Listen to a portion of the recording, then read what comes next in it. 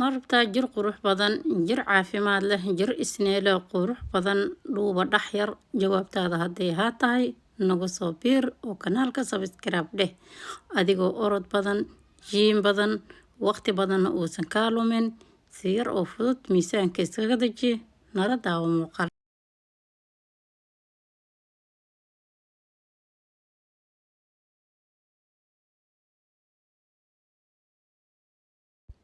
بسم الله السلام عليكم ورحمة الله وبركاته. سو دواada asxaabtayda qaaliga waa markale muuqaal kale cusub. fadlan muuqaalka noo share garay noo like garay si asxaabka walaal kale fara badan u gaar muuqaalkeena.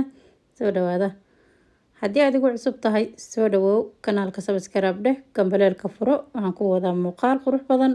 soo dhawaada maanta waxaan wadnaa alaab aan inaba caadi ahayn. insha Allah idinkana nagala faa'iideysta. halkan waxa ii yaala koob biyo ah. maasha Allah waxaan kale halkan ku haystaa waxa waaye Gia Z. waxaan kaloo halkan ku haystaa iyadana waxa waaye waa malab. waxaan kasoo tuuraynaa alaaba inaba caadi ahayn. insha Allah nagala faa'iideyso muuqaalka, nala daawo oo nala dhameysto. alaabtaan aan ku dhahay waxa ay kaa caawineysaa in aad miisaankaada si yar oo fudud adiga oo gurigaada jooga aad iskaga riddo.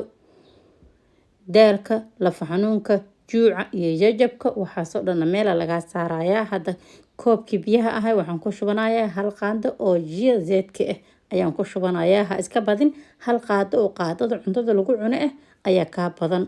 maasha Allah alaabtan daal, orod fara badan, jiim, qarash ayadoona kaa bixin gurigaada si yar oo dhib yar isku caatay miisaanka iskaga rid. calooshaada haddii caloosha ay ku fadhiso dadka calool fadhiga siyaadada leh ay tahay way ku soconaysaa. calooshaada nadiif ay ku noqonaysaa. jirkaada sunta iyo wasaqda waxaasoo dhan way kaa saaraysaa. haddii aad kor qaleel ka cabanayso korkaada dadka korka qalaalan aad tahay jirkaada way kuu qurxinaysaa oo waxay kaaga dhigaysaa iskiin qurux badan oo iftiimayo oo dhalaalayo. sababtoo jirka haddii wasaqdiba laga saaro inuu iftiimo waa qasab somaa. hadda waxaan ku shubanayaa waxa ay tahay waa hal qaando oo malab ah ayaan ku shubanayaa. waad isku qasaysaa. alaabtan waxa aad cabaysaa subaxda hore 12 adiga oo baahan oo waxba aadan cabin ama calooshaada wax kale cunto aysan ugu horeynin ayaa la rabaa in aad isticmaasho. tan kale waxa ay tahay in aad ka daba cabtaa biyo badan, aad ka daba cabtaa oo maanta dhan biyo aad cabtaa ayaa la rabaa. haddii aad miisaanka aad iska dhimayso inaad miisaan dhimid aad u isticmaasho ay tahay qaabkan u samayso. jirkaada nadiif uu ku noqonayaa. jirkaada wuxuu ku noqonayaa jir qurux badan uu ku noqonayaa jir isneela. maqaarkaada maqaar iftiimaya dhalaalayo ku noqonayaa.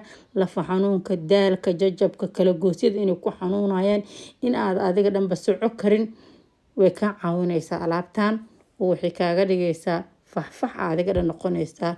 tan kale waxa ay ku siinaysaa waxa ay tahay hurdo ayay ku siinaysaa. waad hurdaysaa hurdo fiican. haddii aad dadka hurdada qarowga hurdada qashkaala aad hurdada way kuu qurxinaysaa.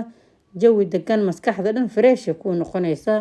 sidaan u samaysto hadda aniga waxaan isku darsadaa ayada liintii iyo waxaan isku darsanaa liin iyo malab intaas isticmaalaysaa.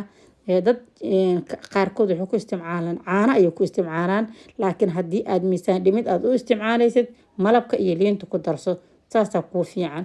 haddii aad qarasta iska dejinayso yacni calooshaada ay fadhiso caloosh ay ku taagan tahay sidaanoo kale u samaysa ayadana way ku anfacaysaa. caloosha wasaqda dhan ay kaa saaraysaa. calooshaada calool nadiif ayay kaaga dhigaysaa. jirkaadana sunta iyo wasaqda dhan ayay ka saaraysaa oo ay kaa nadiifinaysaa. adigoo waqti badan uusan kaa bixin jirkaada waxay kaaga dhigaysaa jir isneel ah oo qurux badan oo nadiif ah. miisaankan way kaa ridaysaa siyaadada caloosha kaa saaran.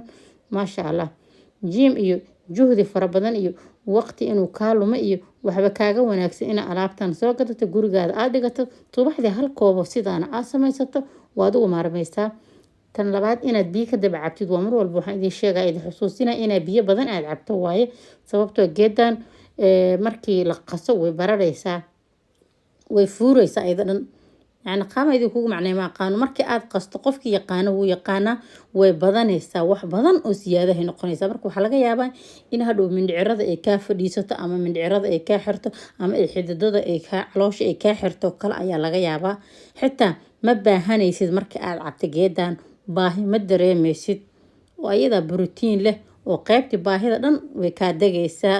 marka haddaad miisaan iska dhimaysa aad ay kuu anfacaysaa. haddii aad lafa xanuun iyo daal fara badan aad leedahay ina jirkaada sunta iyo wasaqda dhan ay kaa saarta haddii aad rabtid aad ayay kuu caawinaysaa. calooshana way kaa yareynaysaa.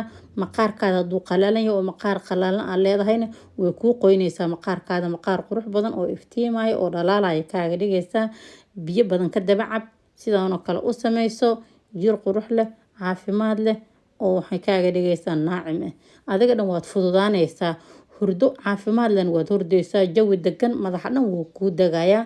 maasha allah waxaan rajaynayaa inaad igala faa'iidaysateen muuqaalka. sii lay gareeya meelo dheergeeya sheerta noo taabta si asxaab kale walaalo kaloo fara badan ayagana noogu soo biiraan oo ayagana ay uga faa'iidaystaan.